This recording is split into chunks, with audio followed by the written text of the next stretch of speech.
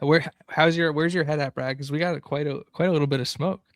My head's at Caleb Boggs clearly isn't paying attention because I just said we're going to have 3 first-round picks, Pons, Coop, and Fernando. It's 3 first-round picks. As you should. Like, I feel like that makes sense. They went 16-0, win the national title. They should have 3 first-round picks, you would think. Yeah, that makes a lot of sense. That makes perfect sense to me. At least. At least 3. Because Becker's probably 1. He was on that team last year. He's probably going to go. Becker, we were fucking around. We were watching the receivers run. And I think I just paused for a moment. I was like, Becker's going to run like 4.28 and like freak everyone out. Like, at the combine. Well, dude, Lorenzo Styles ran 4.28. And funny enough, Trent McGee, Kirkwood and Dunn, was tweeted out the video of Charlie Becker running by him in the Big Ten championship game. It was like, how fast is Charlie Becker? And Omar Cooper Jr. responded to it. It said really fast. Really fast or very fast? I thought it was really fast. Maybe it was very fast. Now you're making me second guess. But yeah, Coop responded to that tweet. What is that called? Mandela effect, right? Mandela effect. There we go. Merging him and Mendoza. Let's fire through the smoke here, Brad. Because do you want to get? We might have to hold the room preview for next week. We'll see. The new strength staff is on the website, so you can go check all the new guys out, which is pretty cool when they update the site. But obviously, the coolest update from the site we got is James Carpenter's back. Carp is back in the building. He's going to be a defensive assistant, so familiar face back in the room. You talk about building the culture and who are the leaders going to be and all that good stuff. And this is how you keep instilling the culture: is you have people who understand what's going on around in the day to day. And so to go and bring back a guy like James Carpenter. Same spiel when we talked about the Bonds hiring. Now we got Ellison, Bonds, and Carpenter, all former Indiana Cincinnati players on the staff in supporting roles, but let alone on the staff, around the players, instilling the culture. And it's almost like, I was thinking about this the other day. Like, you think about like how Cincinnati's like of the level of like a Coach K, a Wooden, just like a legendary, just like I turn high school kids into men and teach them values that they're going to take for the rest of their life, whether that's in the NFL or as a doctor or as a police officer, like whatever you want to do in life. Like, I'm going to instill those values into you, and we're going to win because of that, because we get great players to come here. And it's like, it feels like the brotherhood, with Duke. Like, I feel like we can develop something early to talk about that, but it's like, that's what it kind of feels like in Indiana and what it could turn into in terms of like, we could become, with this like perfect timing, perfect storm, 12-team playoff era, NIL portal, like Indiana could turn into like the modern day Duke of college football, which is crazy to say out loud, right? It's like, I don't know, they kind of have the resume for it. Anyways, we can get into that later. But that's how I feel like Indiana can turn into, because it's such like a special like place, and everyone who leaves feels so highly about it in terms of like preparing me for life and in the NFL, like just teaching me things. Like, I leave here and I transfer to a different school, and I feel like I'm able to like take my game to the next level because I know what hard work looks like, and I know what to do and get things done. And it's a special thing that's brewing. And at first we were just talking about like one national title, but now I'm thinking like this could be like a 20-year run of just Indiana playoffs, football school. Yeah, and then we have basketball too. Whatever. Brett, one of the biggest stories coming out of the last week is the threat of, or what people perceive to be, a shadow portal. Every time somebody says it, I can't help but think in my head like spooky, ooh, shadow portal, ooh. Shadow portal. Like, what is this, Minecraft? Like, what is this? People believe that there's going to be this secondary, like, basically portal where kids like leave school and re-enroll in a new, basically what Retzlaff had to do, but on purpose. And people think that there's going to be this second wave of transfers, which is really interesting. And it's not something that I've been able to like put together a ton of thoughts on. I just like really enjoy the speculation of it. And I'm not going to rule out either writing about this or making a video of it. But I know it based on your reaction, like it doesn't seem like you've heard of this yet. But yeah, there's Why did definitely we some get rid rumblings. of? Okay, so we got rid of the spring portal, but now it's going to be a shadow portal. That's the solution from the people who want to move anyway. Yeah.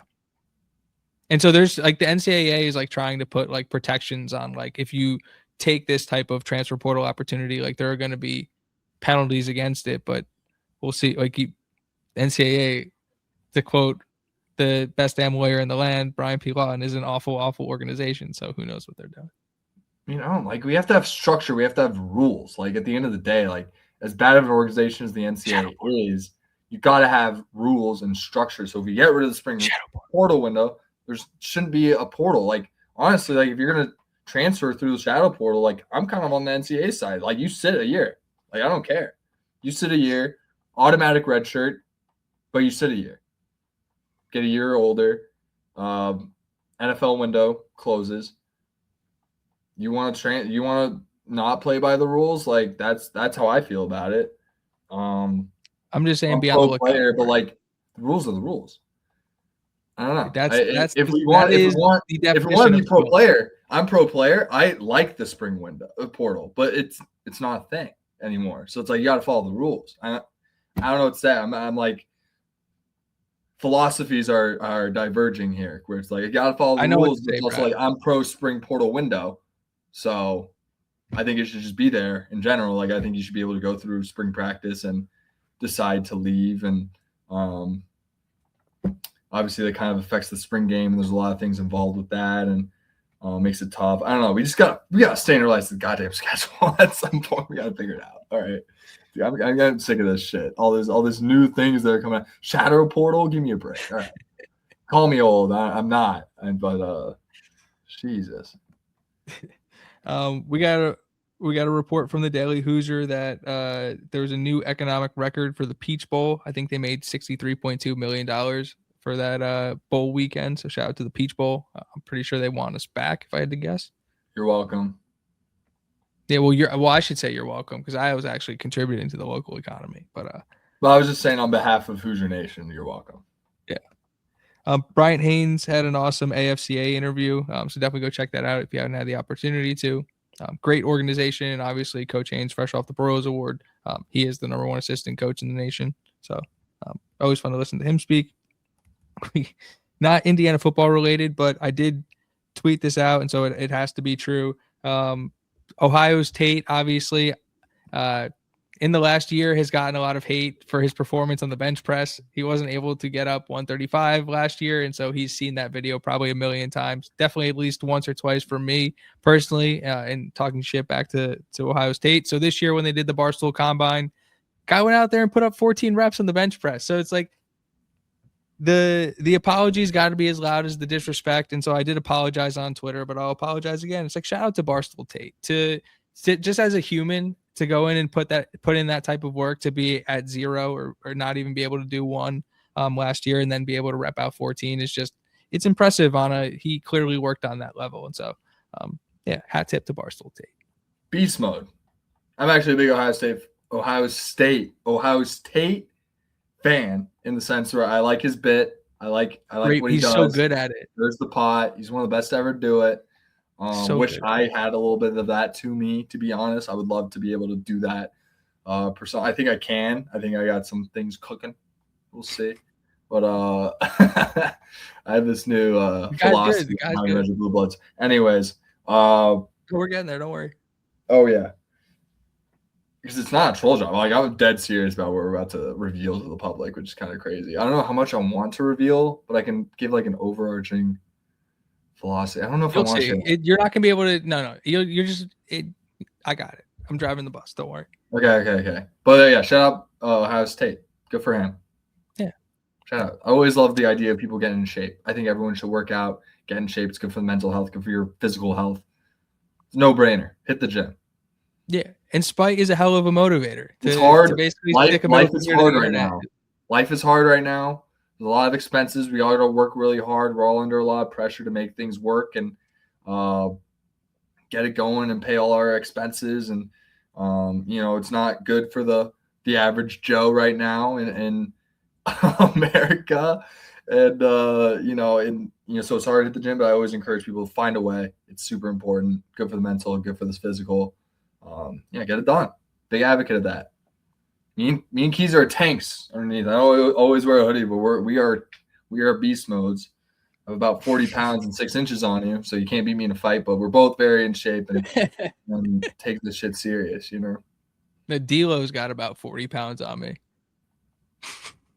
Yeah. Damn near. Yeah, I got about see if people can do the math here. I got about 6 inches and 20 pounds on D-Lo. Can he guard me? I don't know, probably. Yeah, he would clamp your ass up. It would be. I think my best bet is just like a back shoulder. No, I don't know. Maybe a quick slant. No, you got no shot. I'm just trying to figure out what my route would be, like to try to get him like one time. Like what would be my strongest route? And he's stronger than you. He's faster than you. He jumps higher than you. His anticipation's better. Yeah, the only guy who's really able to jam me was Diamador Lenore, who's the starter for the Niners. And I think Pons is better than him. So yeah, he'll probably be able to jam me on the line. And I won't be able to do anything, to be honest. Guaranteed. You'd look just like that at Ohio State journalist. Oh, I'd be better than that. Come on now. What are you talking about? It wouldn't be pretty, but it'd be better than that. We'll go Barstool to Barstool. The Katic explaining his like measurements and his ability to play center, like showing his snap and set to Kevin Stefanski was really funny. Yeah. I like that too.